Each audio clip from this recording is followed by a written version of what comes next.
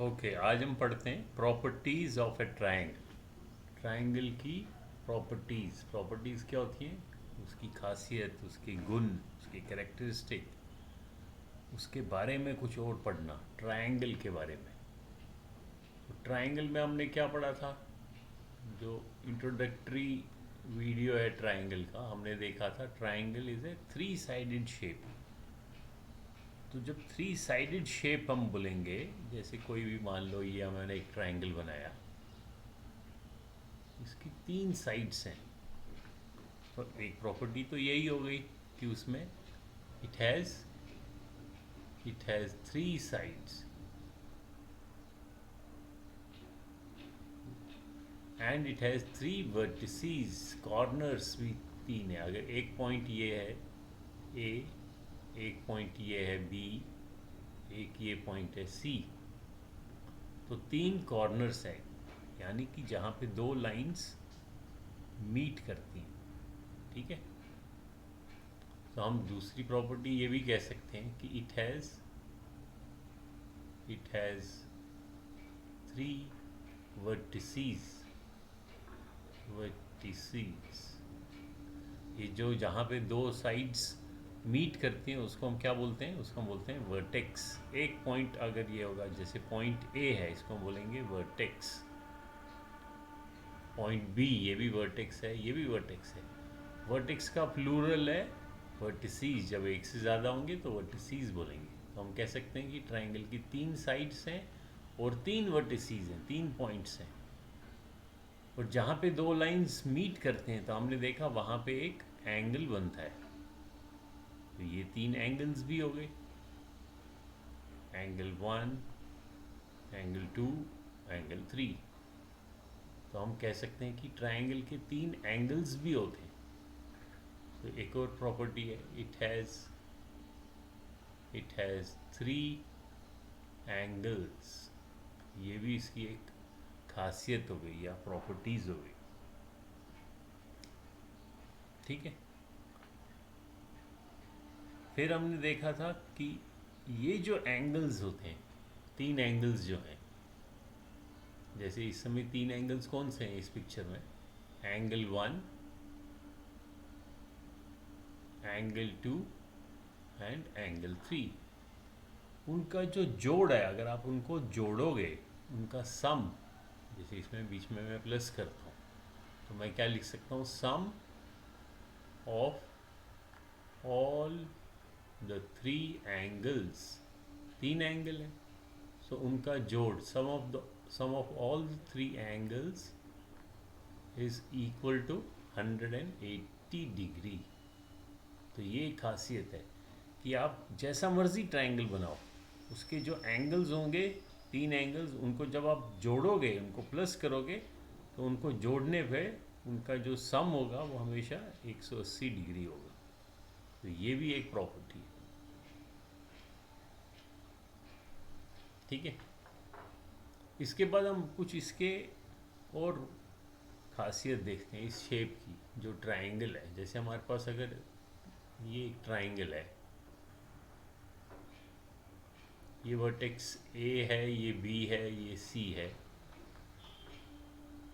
हर vertex के opposite एक side होगा। जैसे अगर यहाँ पे वर्टेक्स ए है, तो इसके अपोजिट, अपोजिट मतलब इसके सामने ये वाली साइड है बी सी। ये वर्टेक्स है सी, इसके सामने कौन सी साइड है? ए बी, ये वाली साइड है। तो जो साइड, तीन वर्टेक्स है, तीन साइड्स भी हैं। अगर हम किसी एक वर्टेक्स से, मान लो ए से एक लाइन में ड्रॉ करता हूँ, ऐसी लाइन, जैसे ये लाइन और ये पॉइंट मान लो एफ है, ए बी सी डी, मान लो डी रखते हैं इसका नाम, इस पॉइंट का। ये ऐसा पॉइंट है कि ये जो ए के अपोजिट साइड है बी सी, उसको टू इक्वल पार्ट्स में डिवाइड करता है। ये जो पॉइंट है इक्वल पार्ट्स में डिवाइड किसको कर रहा है? बी सी को। यानी कि ये जो बी डी है, इतना हिस्सा, और जो डी सी है, ये आपस में बराबर है। तो बराबर हैं तो हम इसको ऐसे निशान देंगे, या तो हम इसको 1 दिखाएंगे, इसको भी एक लकीर बनाएंगे, या इसको 2 बनाएंगे, इसको भी 2 बनाएंगे। सो कहने का ये मतलब है कि यहाँ पे अगर एक पॉइंट डी है जो इस बी सी को डिवाइड करता है इंटू 2 इक्वल पार्ट्स, ओके, ये point, so that B D is equal to D C. तो इस लाइन को ए डी को अगर अगर if B D is equal to D C, then जो ये लाइन सेगमेंट है ए डी, इसको मैं ऐसे भी लिख सकता हूँ, if B D is equal to D C then A D is called the median of the triangle. A D को क्या कहेंगे, then A D is median of the triangle. कौन सा ट्राइंगल, पूरा ए बी सी। इस ए बी सी का A D क्या होगा, मीडियन होगा।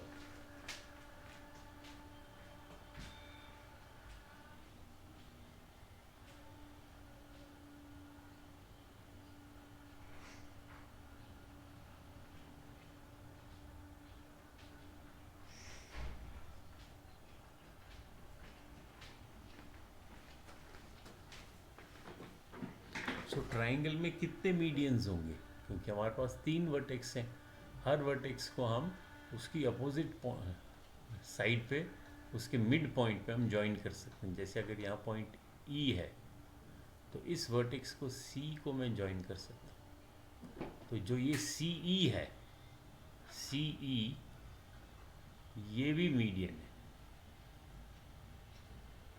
ए डी भी मीडियन। और अगर मैं अब मान लो ये वर्टेक्स है बी, इस बी को मैं, अब बी के अपोजिट कौन सा है, ए सी, ए सी का भी एक मिड पॉइंट अगर बनाऊँ, मान लो एफ, और बी को एफ के साथ ज्वाइन करूँ, तो हम देखते हैं हमारे पास ये बी एफ भी मीडियन कहलाया जाएगा। तो बी एफ भी मीडियन है, तो हमारे पास 3 मीडियन हो गए, एक ट्राइंगल में 3 मीडियन है, ठीक है। So we triangle A B C has 3 medians. कौन कौन से मीडियन है, A D, B F, E C. Median में ये खास ध्यान देना है कि जो भी मीडियन होगा,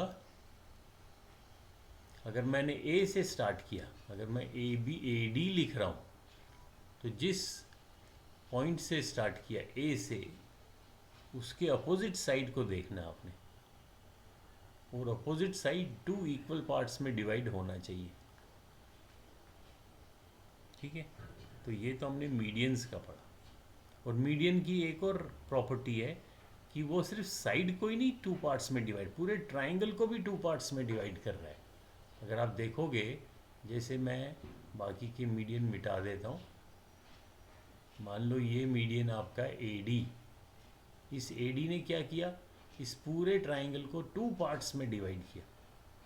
तो ये एक ट्राइंगल बना आपका ए बी डी, ये वाला, और दूसरा ट्राइंगल है ए डी सी, ये वाला। तो ये जो मीडियन था ए डी, इसने इस पूरे बड़े ट्राइंगल को 2 इक्वल पार्ट्स में डिवाइड किया। इक्वल मतलब जो इस ये वाला ट्राइंगल है ए बी डी, इसका जो एरिया होगा ट्राइंगल ए बी डी का एरिया, वो किसके बराबर होगा, इस ट्राइंगल का A D C, triangle A D C के एरिया के बराबर होगा। इसका मतलब है 2 इक्वल, पूरे एरिया, पूरे ट्राइंगल को इसने 2 पार्ट्स में डिवाइड किया, तो ये मीडियन हुआ। आगे हम देखते हैं ऑल्टीट्यूड। तो हम 2 चीज़ें हम पढ़ रहे हैं, एक तो मीडियन पढ़ा, दूसरा हम पढ़ेंगे ऑल्टीट्यूड।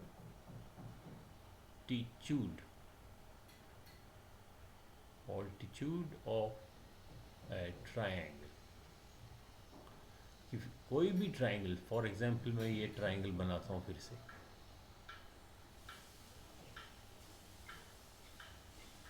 ABC, ठीक है। सो इसका मीडियन क्या होगा कि BC का मिड बीच का पॉइंट ले लूँ और AD को मैं ज्वाइन करूँ, तो ये AD जो है ये तो मीडियन है, ये तो हमने लास्ट बोर्ड पे देखा। लेकिन अगर A पॉइंट, इस वर्टेक्स A से मैं एक लाइन ड्रॉ करूँ, ऐसी लाइन जो इसके अपोजिट साइड पे, अपोजिट साइड कौन सी है, BC, BC पे परपेंडिकुलर हो, परपेंडिकुलर मतलब वो 90 डिग्री बनाए, यानी कि इसको मैं अगर ऐसे स्ट्रेट लाइन ड्रॉ करूँ, तो ये जो एंगल है ये 90 डिग्री है, ये भी 90 है और ये भी 90 है। सो जो दो लाइंस आपस में 90 डिग्री पे मीट करती हैं उनको हम बोलते हैं परपेंडिकुलर लाइंस। लिखो कॉपी में, परपेंडिकुलर, परपेंडिकुलर।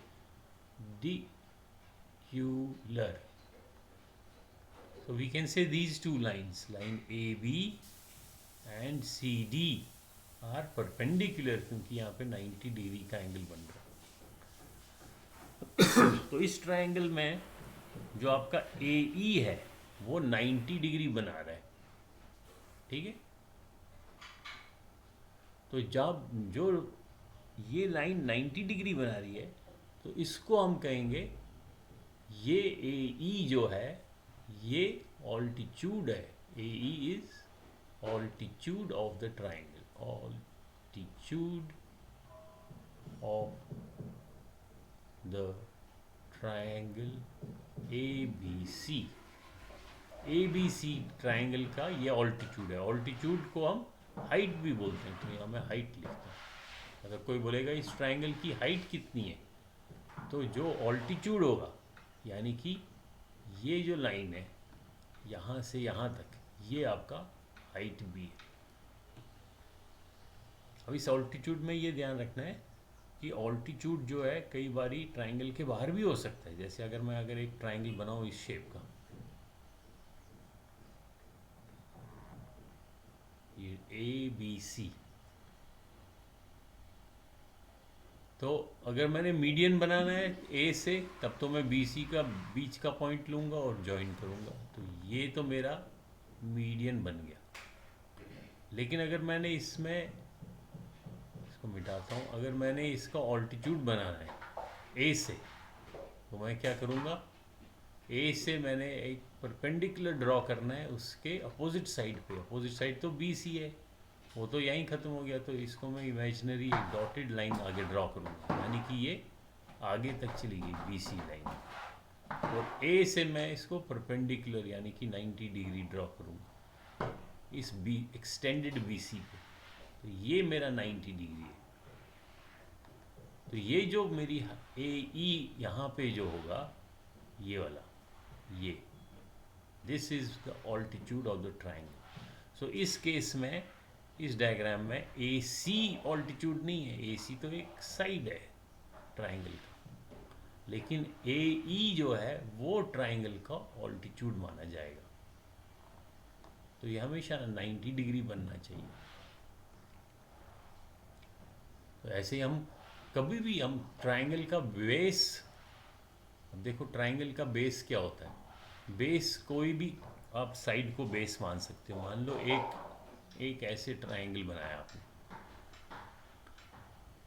ABC, आप किसी भी साइड को बेस मान सकते हो। मान लो अगर मैंने AB को बेस माना, इस साइड को AB को अगर मैंने बेस माना, AB is base, if AB is base, तो इस बेस के अपोजिट कौन सा वर्टेक्स है, C, तो मुझे C से 90 डिग्री पे ड्रॉ करना पड़ेगा परपेंडिकुलर, यानी कि ये जो एंगल होगा ये 90 डिग्री होगा। तो तब मेरा ये CD जो है, CD मेरा ऑल्टीट्यूड बन जाएगा। अब मैं बेस को चेंज भी कर सकता हूँ। फॉर एग्जाम्पल अगर अब मैं इस बी सी को बेस मानूँ, मान लो इस बारी अब मैं बी सी को बेस मानूँ, if B C is base, base मतलब जिस पे ट्राइंगल टिका हुआ है उसका फाउंडेशन, अगर बी सी बेस है तो इसके अपोजिट कौन सा वर्टेक्स है, ए। अब मैंने ए से 90 डिग्री ड्रॉ करना है बी सी पे, तो 90 डिग्री तो बाहर चला जाएगा, तो बी सी को मैं डॉटेड लाइन से आगे एक्सटेंड करूँगा, आगे तक बनाऊँगा, यानी कि इस बी सी को मैं आगे लाइन ड्रॉ करूँगा और ए से मैं 90 डिग्री पे इस पे ड्रॉ करूँगा, तो मेरा ये ऑल्टीट्यूड बन गया। सो इस ट्राइंगल का ये और ये भी ऑल्टीट्यूड है। ये कब ऑल्टीट्यूड होगा, जब ए बी बेस होगा। ये ए ई का ऑल्टीट्यूड माना जाएगा जब हम बी सी को बेस माने, ठीक है। इसी प्रकार से हम इसको हम चेंज भी कर सकते हैं। हम इसको अब अगर ए सी, अगर थोड़ा लाइन मोटी करता हूँ, ए सी को अगर हम इसको अगर बेस माने तो इसके ए सी को जब बेस मानोगे, इसके अपोजिट कौन सा है, इसके अपोजिट तो ये वर्टेक्स है। यहाँ से आपको 90 डिग्री ड्रॉ करना पड़ेगा, तो आप इस ए सी को एक्सटेंड करोगे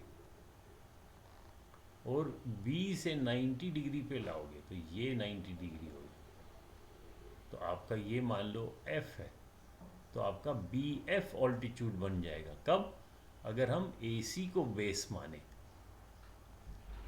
सो ये आपको ध्यान रखना है कि आप किसको बेस मान रहे हो, उसके मुताबिक ऑल्टीट्यूड चेंज होएगा, ठीक है। तो ये तो हुआ कुछ प्रॉपर्टीज़ जो हमने पढ़ी। क्या क्या पढ़ी हमने एक तो पढ़ा कि it has 3 sides, it has 3 vertices, it has 3 angles, और फिर हमने पढ़ा उन तीनों एंगल्स का सम 180 डिग्री होता है। उसके बाद हमने मीडियन देखा। क्या होता है मीडियन, जो दूसरी, अगर यहाँ से मीडियन स्टार्ट करो तो इसका जो अपोजिट साइड है उसको 2 इक्वल पार्ट्स में डिवाइड करे, उसको मीडियन कहते हैं। और ऑल्टीट्यूड क्या है कि इस वर्टेक्स से, जिस वर्टेक्स से हम ड्रॉ करें, मान लो अगर ये अगर बेस है इस पूरे ट्राइंगल का, मान लो ये बड़ा ट्राइंगल है, कौन सा, ये मान लो ए बी सी एक बड़ा ट्राइंगल है, ए बी सी, और अगर इसका बी सी हम बेस माने तो बी सी के अपोजिट ए से 90 डिग्री पे हम ड्रॉ करेंगे, तो ए ई ऑल्टीट्यूड होगा। तो हमने 3 चीज़ें देखी, ऑल्टीट्यूड, बेस, इसका अपोजिट वर्टेक्स, वहाँ से 90 डिग्री पे ड्रॉ करके हमें ऑल्टीट्यूड मिलेगा। ओके।